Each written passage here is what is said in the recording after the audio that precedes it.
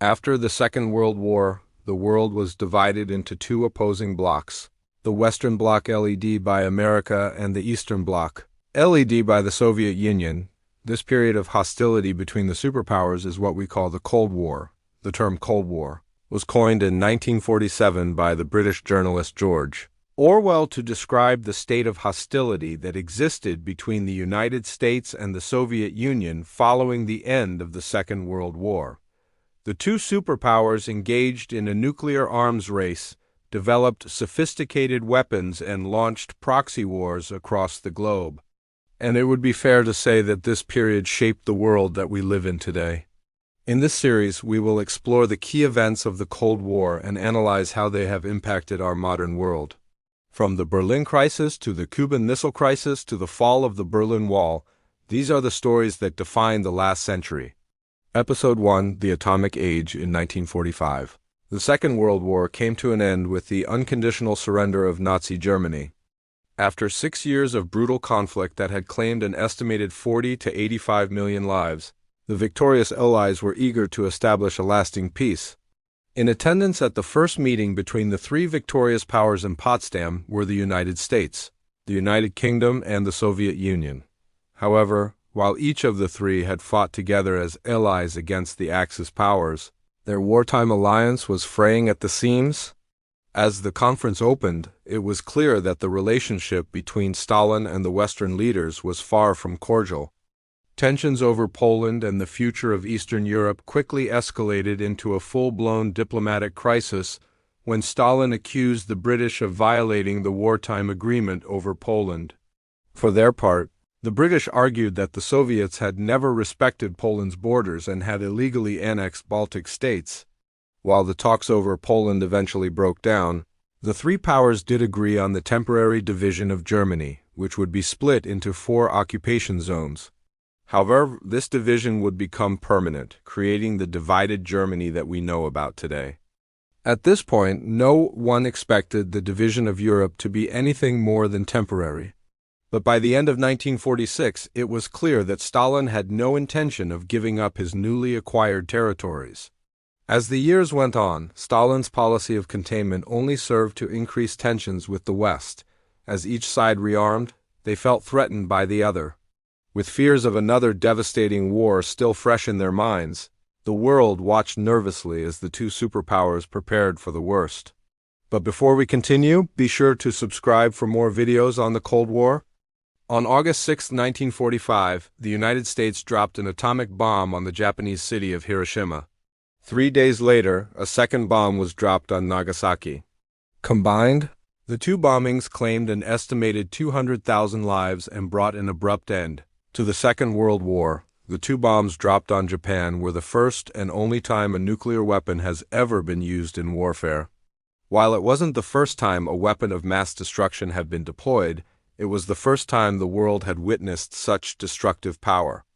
It goes without saying that the development of the atomic weapon shocked the world.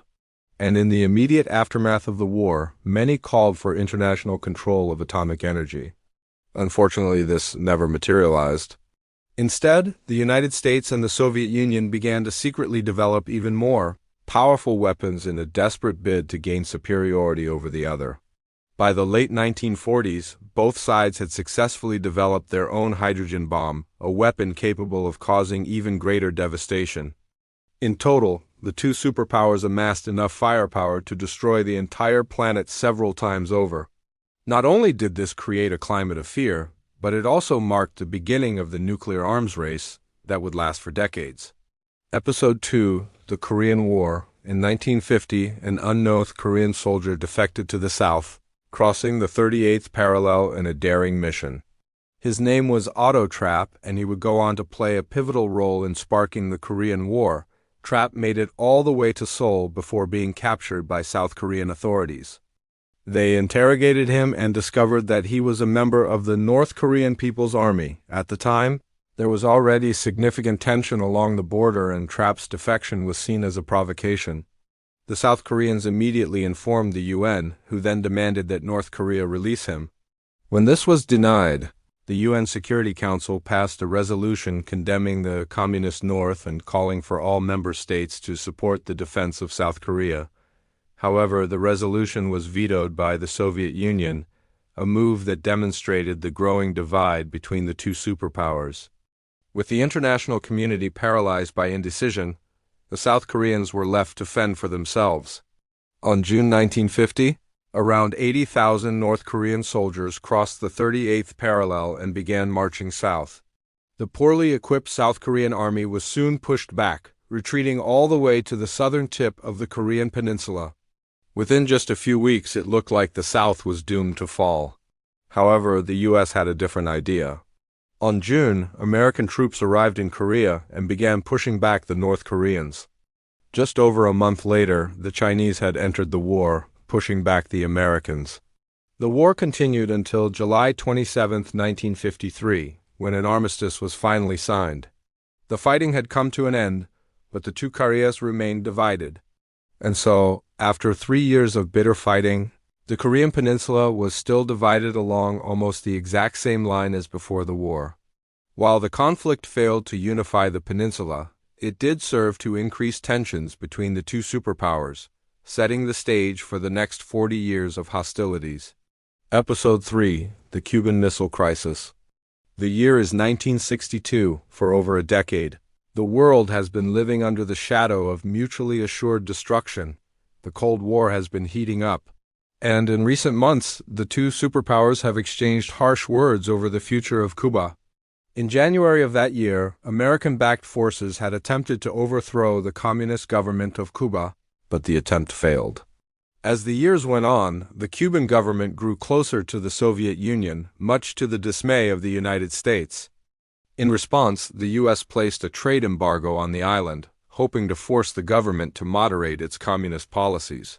But this only served to push them further towards the Soviets. Then, in April 1961, the U.S. attempted to invade the island, but once again, the attempt failed. By October, relations between the U.S. and Cuba were at a breaking point. Over the course of the summer, the Cuban government had begun construction on sites that the CIA believed were missile bases.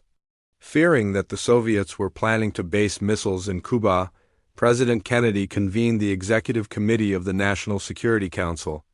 Their mission was simple: find a peaceful solution to the standoff or come up with a plan of action should things turn violent. For days, the committee met in secret as the world watched nervously. The threat of nuclear war hung heavy in the air. Then, on October 16th, an American U-2 spy plane photographed missile sites in Cuba. The following day, Kennedy addressed the nation, informing them of the discovery. He announced a naval blockade of the island, demanding that the Soviets remove the missiles. Over the next week, the world watched as the Soviets continued to ship missiles to the island. On October 27th, a Soviet vessel carrying more missiles approached the blockade. At any moment, it seemed, war could break out. But cooler heads prevailed. The Soviet ship turned around and headed back.